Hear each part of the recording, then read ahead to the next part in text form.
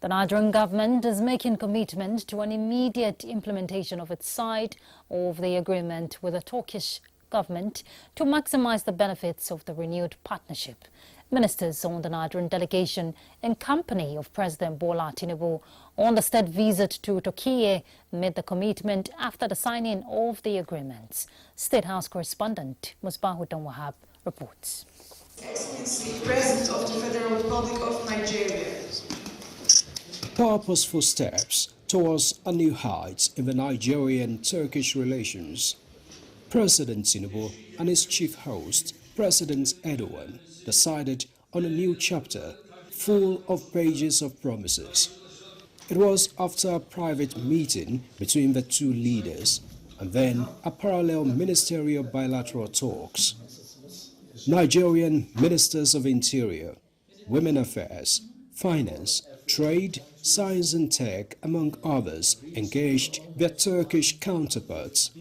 Months of engagements ended up in a historic signing of 9 agreements.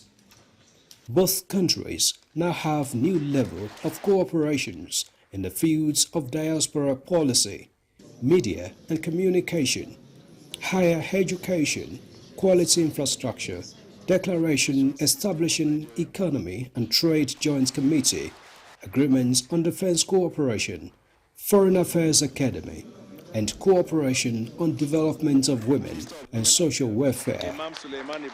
We've engaged extensively, so we've been able to come out with very concrete plans on how we can be able to strengthen our family agenda of Mr. President. As part of our Family First agenda, we're trying to strengthen our social workforce. We're trying to emplace a strong social cohesion strategy that will protect not just the family unit, but in turn strengthen our communities and also provide us social and economic opportunities for our women, the vulnerable, the elderly. With similar experiences in the fight against terrorism, Nigeria and Turkey have decided to act immediately on their defense cooperation. We want to see those low-hanging fruits that we'll be able to take up as quickly as possible. Both presidents have agreed that it is important that we hasten what we're doing together and make it work. And so we, on our own part, we're taking up from there. The signing of the agreements has made it very, very clear that time shouldn't be wasted. We need to move on, and that's what we want to do. We've sort of conquered the fiscal issues we have in Nigeria. The issues we're now looking at is security, right? Coming here has also been an eye-opener. Turkey is a country that produces its defense articles. So we're trying to ensure that they also partner with DICON so that they hold DICON in a strong partnership so that DICON can also start producing locally. And of course, we have some challenges within the border space. So we believe that with the agreement today, a lot will be done in that regard. And also, we also spoke about the issue of visa, ease of visa between our two countries. And from now, the two countries are ultimately targeting a $5 billion trade volume between them. Real commitment was made to putting in place the framework, the agreements, investment promotion and protection, double taxation treaty, as well as a JETCO, a joint economic trade committee that will work specifically to build up trade. And Turkey has a lot of mining engineering expertise, a lot of procurement expertise, a lot of construction engineering expertise. And so we want to leverage on all of this with Turkey to come in, make investments in the solid mineral sector of Nigeria, and of course, we're looking towards local value addition, which is core and is central to our own policy in Nigeria on solid minerals. President Bola Tinubu and his Turkish counterparts commit to working the journey together towards a safer world and more prosperity for their peoples. From Ankara, Musbahuddin Wahab, NTA News. Japan and UNESCO are partnering the Nigerian states to strengthen community-level resilience and flood preparedness to improve institutional coordination with climate-informed decision-making. At the signing of the agreement, the government of Japan and the United Nations Educational, Scientific and Cultural Organization, UNESCO, promised to implement disaster risk reduction project in Niger State. Safia Uche tells us more. 2025 flood devastation ravaged most parts of the country, but for the people of Mokwa in Niger State, the situation will continue to linger undermined as over 500 lives were lost and several others displaced, with houses and property worth millions of naira washed away. This partnership is geared towards building community-level resilience and capacities of the people of Mokwa to manage and control any forms of disaster that may occur in the area. Japanese ambassador to Nigeria, Hideo Suzuki, and UNESCO rep in Nigeria promised their commitment to strengthen flood mitigation and resilience with long-term... Due to the rules of our systems, that just be done really quick. So this time we have rather compact project in size. The rainy season is coming in March, April, so we have to get the communities prepared. And that's why we are going to work immediately to make sure that the communities are well prepared. Permanent Secretary, Ecological Project Office, Aisha Ndayoko, says the time to act is now and lauded the initiative. Whereby we are strengthening Nigerians at the federal, state and local level, particularly communities. We are helping them to become aware of climate change. Flood-prone areas all over Nigeria, but you see, this we want to start from here, and we want to encourage UNESCO and encourage the government of Japan to continue with the partnership to extend and replicate in other areas that have similar and even more. The initiative aims to strengthen both national and communities' capacities for flood preparedness, prevention and response through key activities like flood awareness campaigns. Safia Noma Uchi, NTA News. British Prime Minister Keir Starmer touched down Beijing for a 3-day visit, during which he will meet Chinese leader Xi Jinping. The meeting is hoping to restore long-fraught relations. Let's hear from Prama Pai.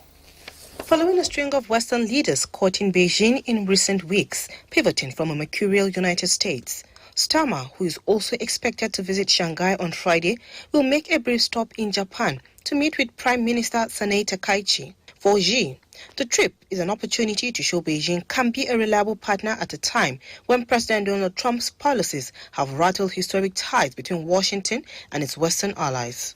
Starmer is battling low popularity polls and hopes the visit can boost Britain's economy.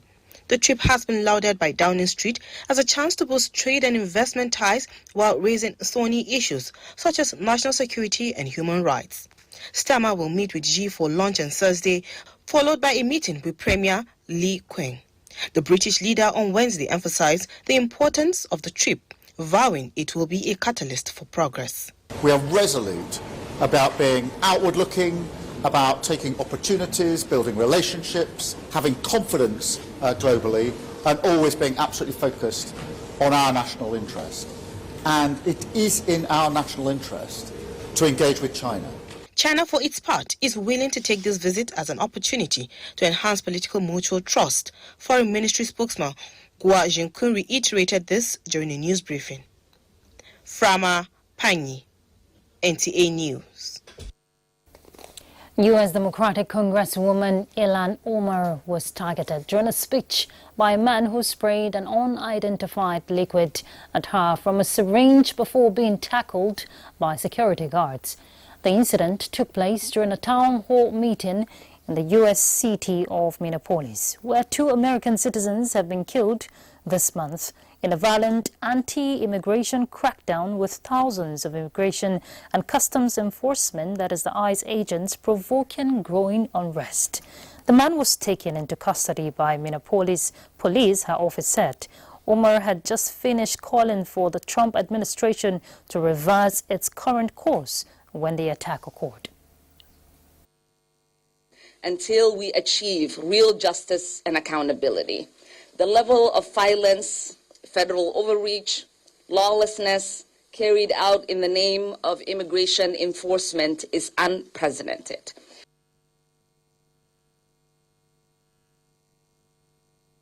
After Omar uttered those words, a man sprang up from the front row, made a remark, and sprayed the congresswoman's substance. As security leapt to grab him, Omar raised a fist and stepped towards the attacker before returning to the podium. Earlier Tuesday, Trump blasted Omar and Somalia during a speech in Iowa, saying the Mogadishu-born congresswoman, in his words, comes from a country that is a disaster, quote and unquote. Trump has ordered 143 strikes against Somalia in his second term, according to U.S. think tank New America, and has pulled back diplomatic relations, including recently stopping humanitarian aid. A South Korean judge handed the country's former First Lady Kim Kyun-hee 20 months in jail for accepting lavish gifts from a cult-like church this Wednesday, but acquitted her for alleged stock manipulation and other charges. Let's hear from Frama Panye again.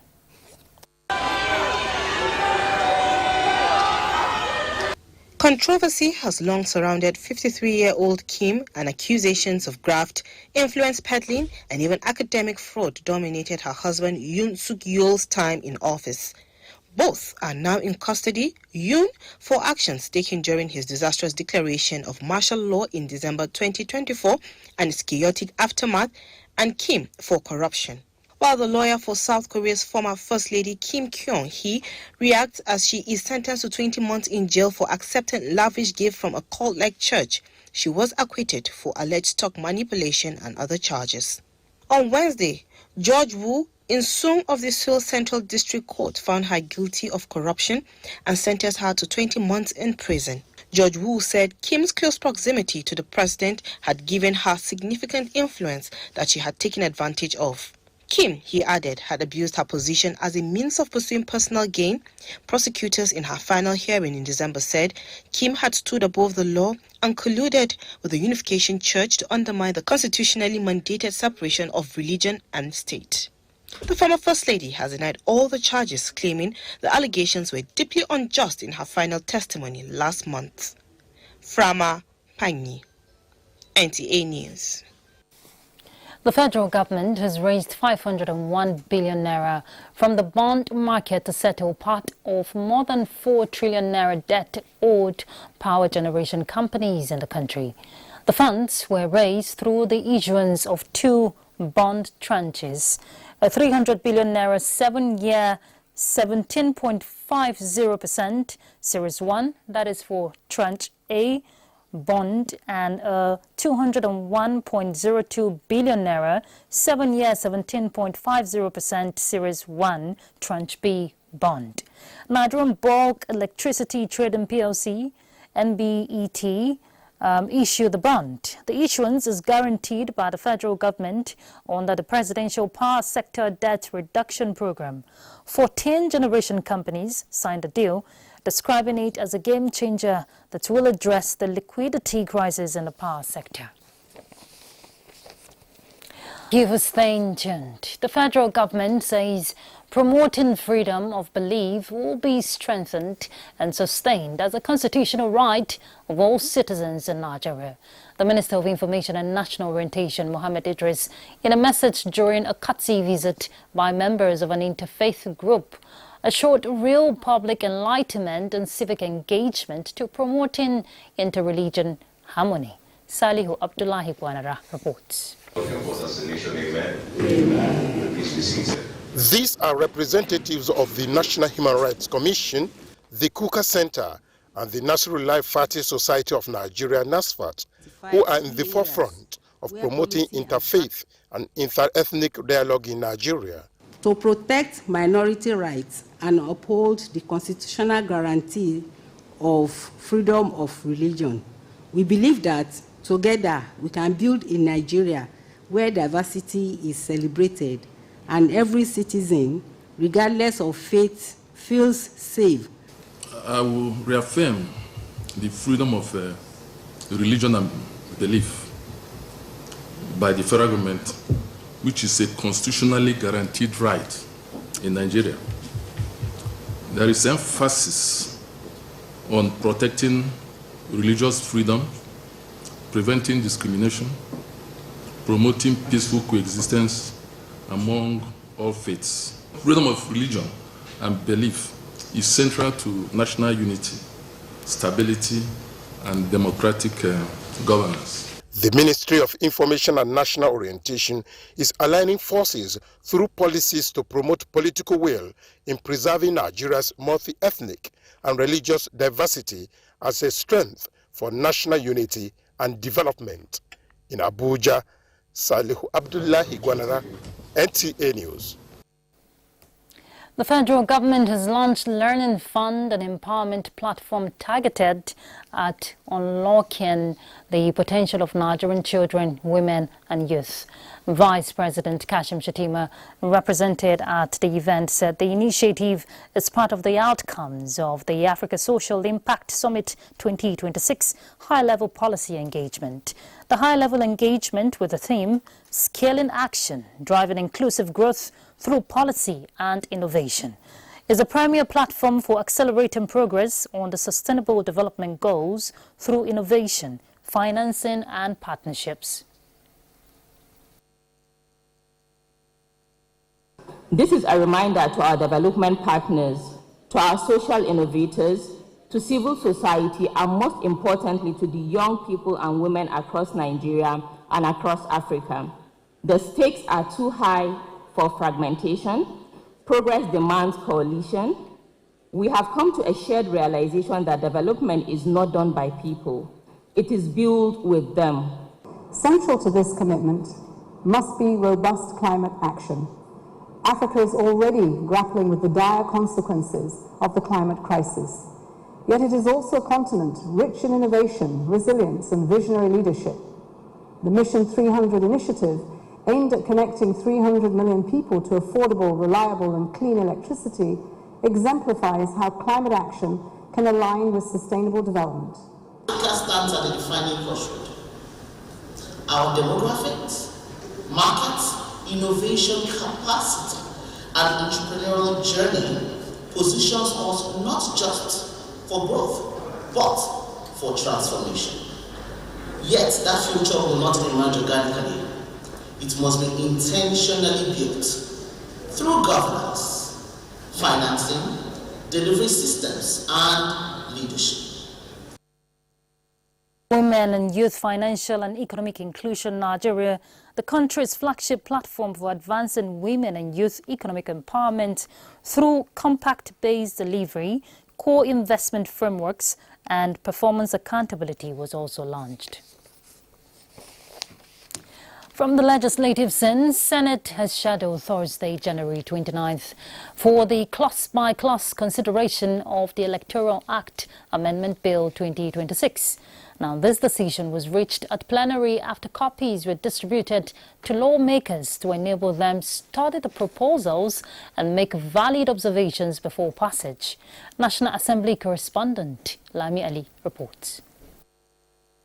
The Electoral Act Amendments Bill 2026 provides comprehensive highlights to address gaps and improve the process with accountability.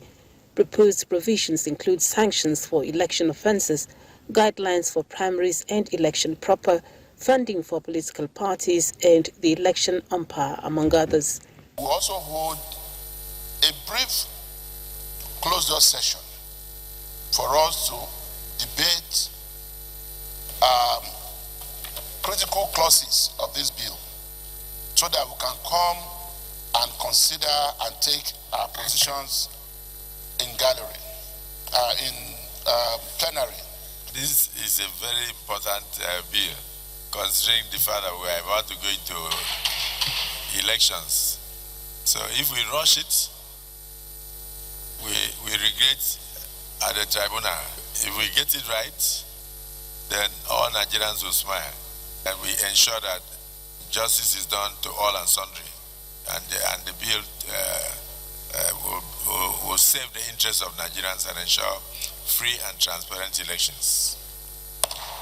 Meanwhile, President of the Senate has directed distribution to lawmakers the certified true copies of the Tax Reform Act duly signed by the President to clear the air over alleged changes. In another development, Senator Abdul Ningi raised the point of order on the strikes conducted by the U.S. military in Nigeria. The President of the Senate and indeed the National Assembly leadership must take a brief from the security agencies as to what happened and why this matter happened. Because it's a matter of security, we really should not discuss it in the open. We should have a closed session so that you will be well briefed. The reconstituted Senate Committee on National Security and Intelligence has been inaugurated. From the National Assembly, Lami Ali, NTA News. President Bola Tinubu has asked the House of Representatives to expeditiously consider and pass 24 bills to boost the health sector in the country. The health sector bills are seeking to streamline the over-bloated governing boards of a number of health institutions as approved by the Federal Executive Council. Several executive bills transmitted to the House also include the Federal High Court Amendment Bill 2025, proposing an increase in the statutory number of justices to 90, as well as the Court of Appeal Amendment Bill 2026, proposing 110 justices for the Appellate Court.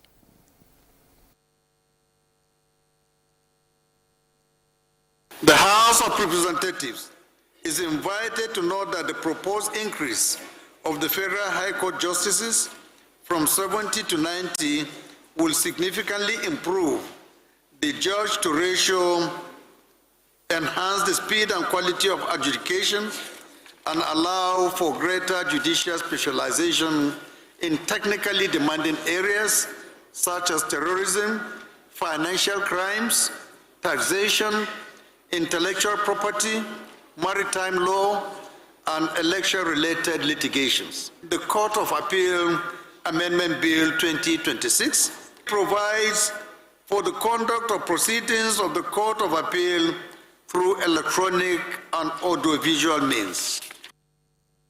Meanwhile, the House has expressed concern over incessant bandit attacks in Gombe State with attendant threat to national security.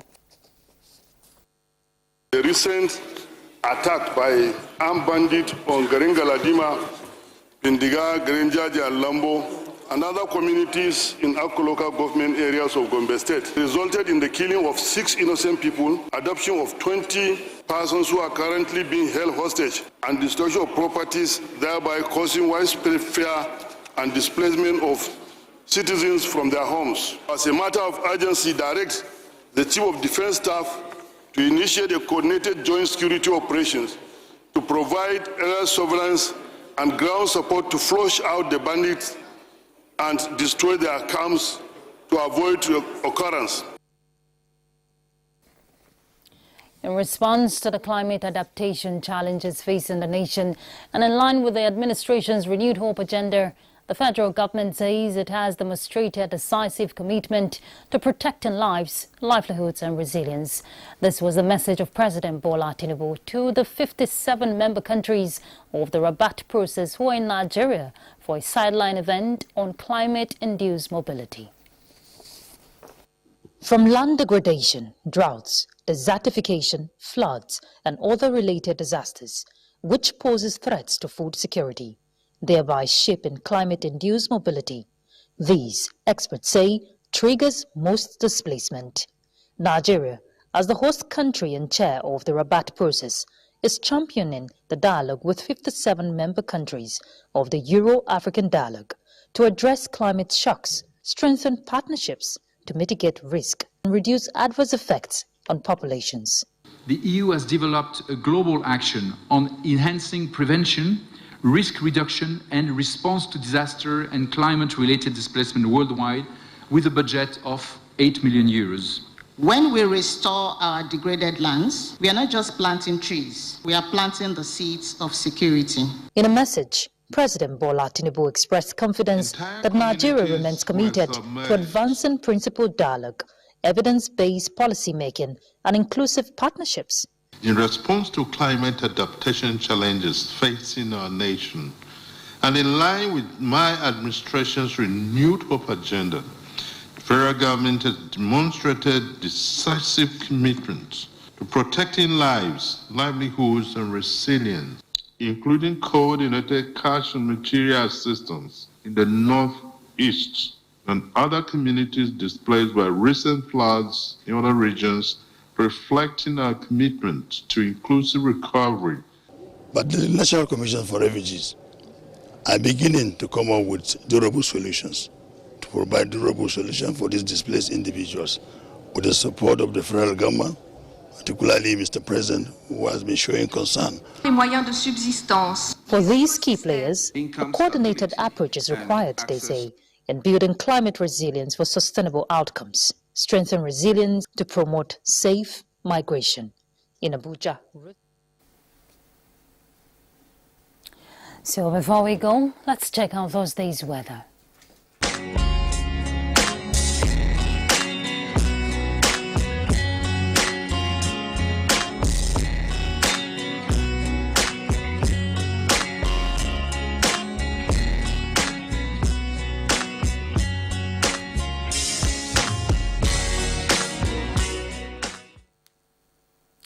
And that concludes the news. Thank you for your time. I'm Ruth Aguwele. My sign language interpreter is Ada Uno.